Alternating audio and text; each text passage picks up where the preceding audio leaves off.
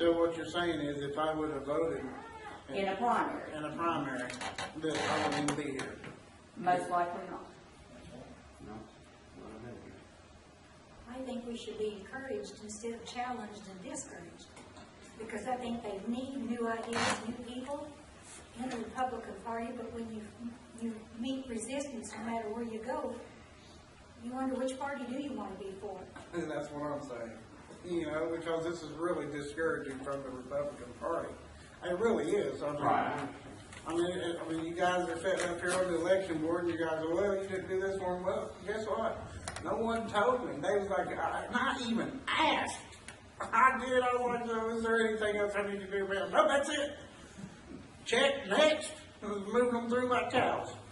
You know? I mean, that to me is just kind of crazy right there to begin with. Then we're brought here, well, under the code 3827. Sorry you didn't make it. You should have filled out this form. Well, thanks for informing me on that. It's like I say, I never did get no paper from you till hell, Friday. That's when it came in the mail. I'm like, well, what's this? And it said something I could have an attorney present. I was like, oh, am I in trouble for something? You know? And it's really discouraging. Right. Shirley, are you going to open this to public comment at all? I hadn't planned on it. That's what, if you had something you wanted to say with them, then you needed to be under oath. Would that be fine? I'd be more than willing. If you want to step down here. I'd be happy to. Were you done, Chris? Yeah. Because we don't want to. Yeah, we didn't want to. You guys were done way before today, so I'm done.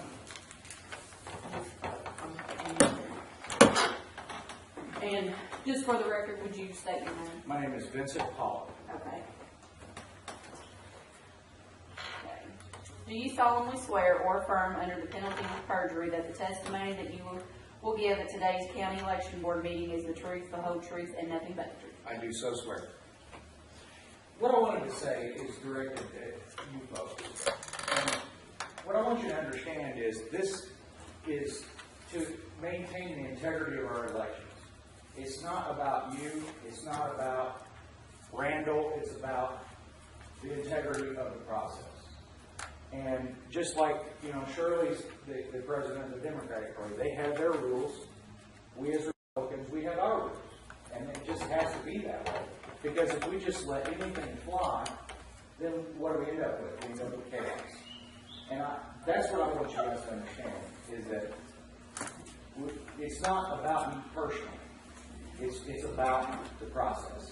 But see, it's like in mine and hers, and that one old boy's case, I was in the clerk's office, man. I even asked them. I mean, it's not about, I'm not saying anything that's about me. I mean, that's all fine and dandy. It looks like to me that the someone in the clerk's office should have been educated enough to say, oh, whoa. Well, never voted before? I mean, apparently it's not required because I've never received that information. It's even hard for Randall to keep up sometimes with the rules. So you can't expect somebody in the clerk's office to keep up with both parties, plus the Libertarian Party, plus the Green Party. But you just, they can't keep up with everything. What's the difference? I got to keep up with all the county laws, state laws, the federal laws when I'm trucking. Sure. But, The federal law says I only need 2 straps per month. The Indiana law says I need 3. Well, that's So what do I do? Well, You're going to run 3 straps or you're going to get ticketed by Mr. Toosh like I do. if I had, You know what I'm saying? if I had all the answers, I'd be happy to give them to you, but I don't. My argument was just I wasn't informed because no one told me. The only thing that I was told that I needed to fill out the 1037, get it notarized, and get it turned in before the deadline. Fair enough. That's what I did. And then, like I say, they addressed it. They was like, well, now, hey, you never voted before. I was like, no, I haven't. And she's like, well, hang on a second. She ran around, did something, and she came back, and I was like, is that going to be a problem? She's like, well, I'm not really sure. Then she talked to somebody else, and then she came back, and she's like, here you go. I was like, so is that everything? She's like, yeah, you're all right. Again, Chris, Shirley does a fine job, and her people do a fine job. Not this time they didn't do. Well, things fall through. And like she said, there's always the next convention. But what I wanted to say to you all is we don't want to run you away from the Republican Party simply because you feel like we're challenging you and we're trying to make you jump through hoops, because we're not. What we want you to do is we want you to help us maintain the integrity of our elections. And that is Shirley's job, that's my job, that's Randall's job, that's the election board's job, is to maintain the integrity of our elections. Can I just here say something real quick? Certainly, go ahead.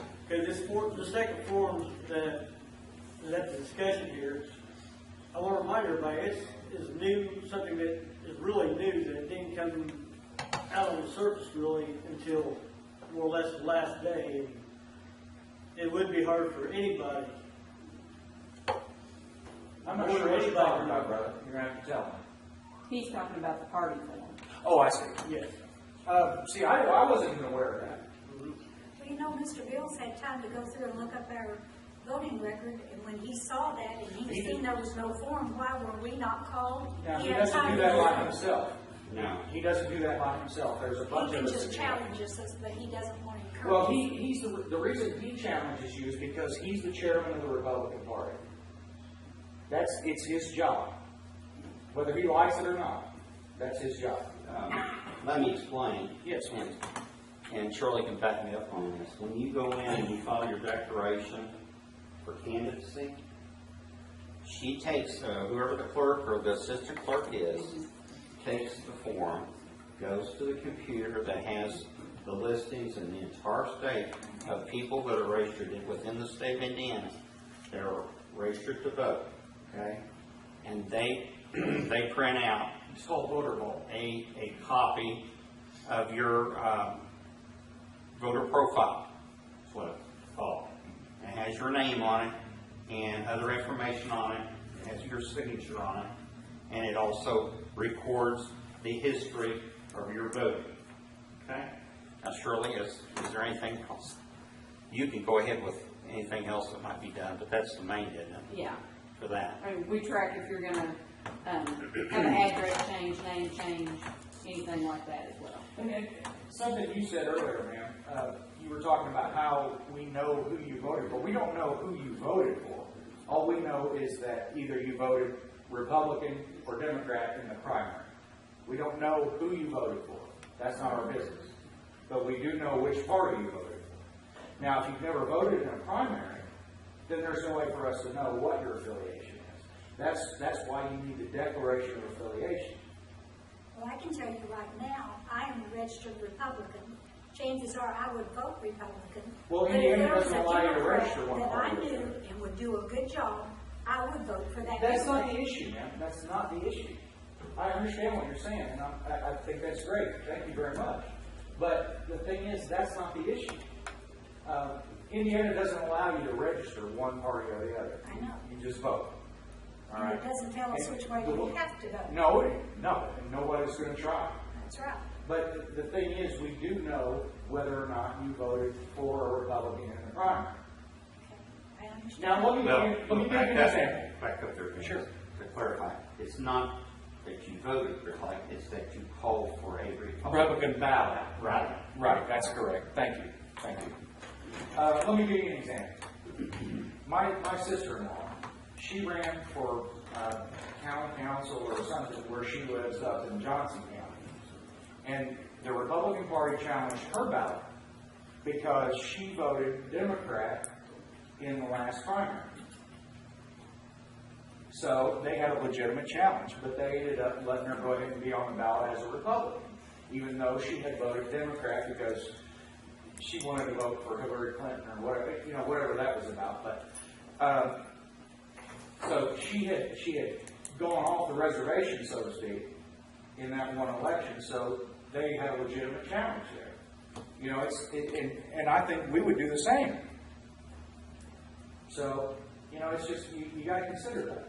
I understand that. So it's and I don't think it was that she didn't really want to be a Republican. It's just that she wanted to vote for Hillary Clinton instead of Barack Obama. And that,